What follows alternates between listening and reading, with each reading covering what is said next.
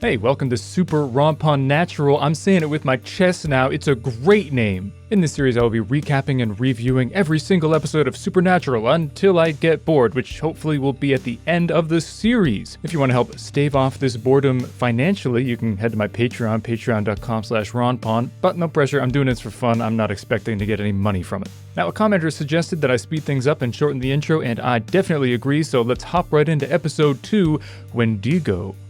It's a classic. We see some teens in a tent. It's very Blair Witch, but with DS's and cell phones. A young guy, who we'll later learn is named Tommy, calls a girl named Haley to check in. At first I thought it was his girlfriend, but we later learn it's his sister. I wasn't sure if I should keep you in suspense, but screw it. Oh snap, it's Corey Monteith! Didn't even recognize him! And yes, I say snap, I'm a millennial, it's what we do. The guy who isn't Corey Monteith goes to pee, because apparently nobody told him he's in the first 5 minutes of a SupeRnatural episode. He's gonna die. That's not a spoiler, it's a law of nature. Pee guy hears a growl, and the maniac keeps peeing and looks around. I know it's hard to stop midstream, but come on man, have a sense of self-preservation. His friends hear a blood-curdling scream, and they're like, Brad, what's going on? Seriously, people in this show do not understand the urgency of blood-curdling screams. Corey gets got. Finally, this guy seems to understand the messed up situation he's in, then he gets got too. Sorry, bud. Scene change. Sam's at his dead girlfriend's grave. Once again, no questions were asked about the chick who died in a fire that started on the ceiling. What the fu- Oh, it was just a dream. You know, the more I rewatch the show, the more the desaturated colors in the early seasons grow on me. It's a bit weird, especially after watching later seasons and going back to the start, but I think it's a cool choice. It works better than the pilot for House, which had that really weird orangey color grading. Anyway, the colors get less muted as the series goes on, but it's an interesting choice. The boys are driving. Dean offers to let Sam drive, which is a big deal. Although that's something I just don't get. Why do people find getting to drive to be some big perk? Being a passenger is amazing. You get to stretch your legs, you can read a book, you can look out the window. It's great. Screw driving. Sam wants to find whoever killed Jessica, understandably. But if he wants to find that, they gotta find Dad first. And for that, they're gonna check out those young guns who went missing in the woods at Blackwater Ridge. This episode, they're no longer the prettiest federal marshals in the world, they're the prettiest environmental study majors in the world. Bull. Yeah, you said it, buddy. The ranger thinks they're friends with the kids, tells them not to worry because they're not supposed to be back yet anyway. Then they go to talk to Tommy's sister, who is also very pretty.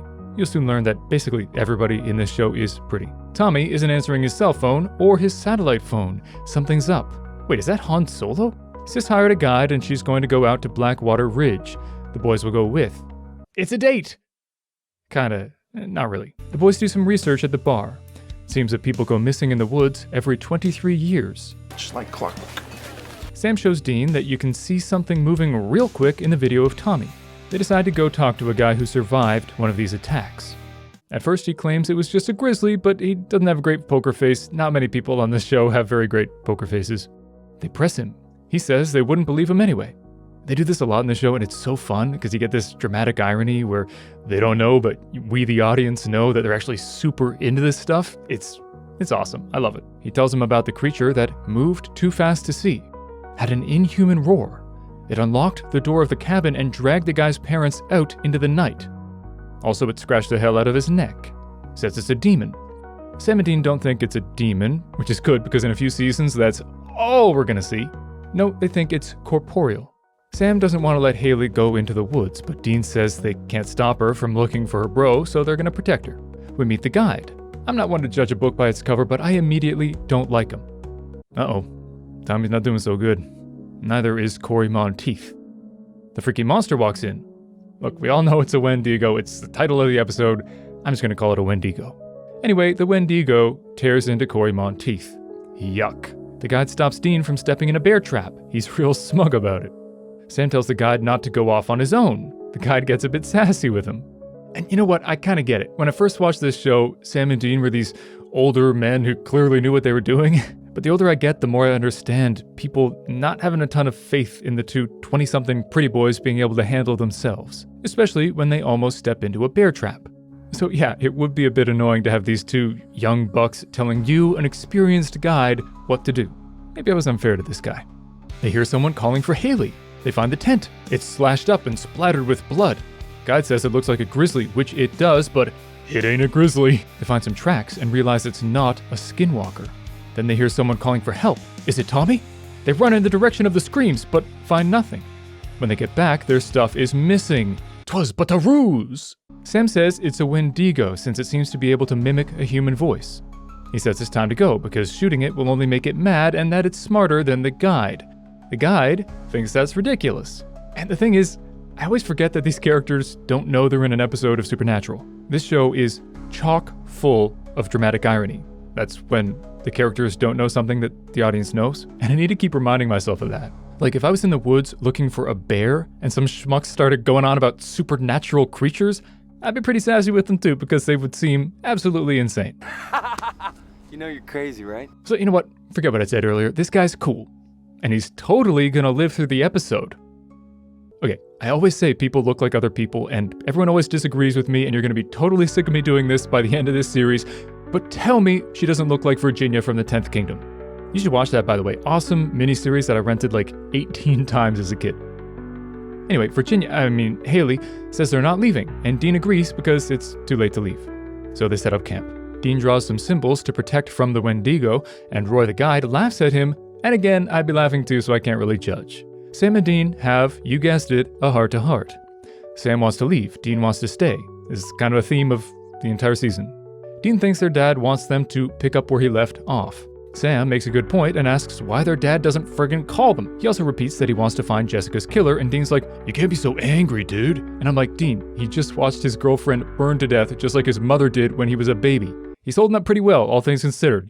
Cut him some slack. He's barely even soap talking. They hear another cry for help, which is definitely the Wendigo. There are all sorts of terrifying noises. My pants would be full of poop by now. Roy goes after it and gets yoinked up into a tree. Sorry, Roy.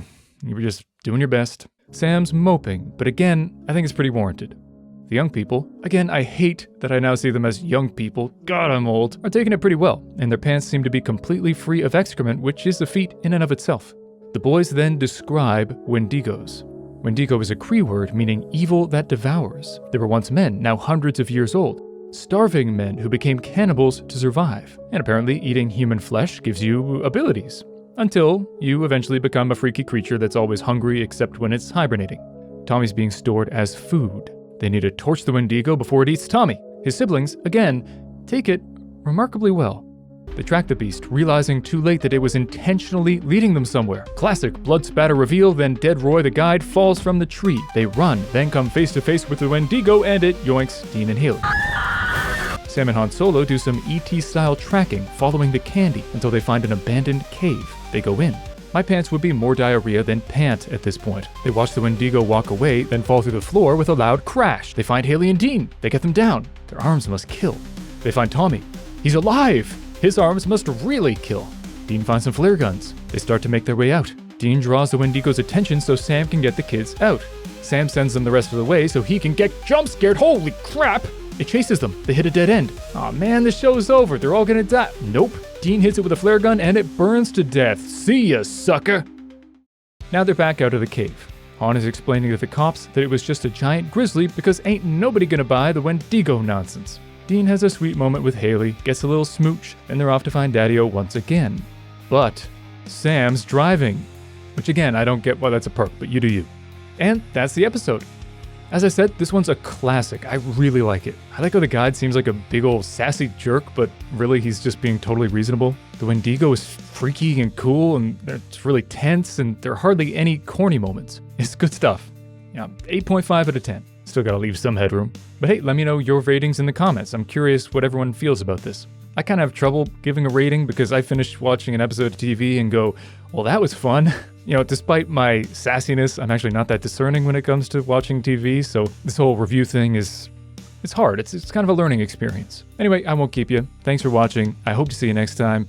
Stay safe, stay sane, and stay smiling. And stay super natural.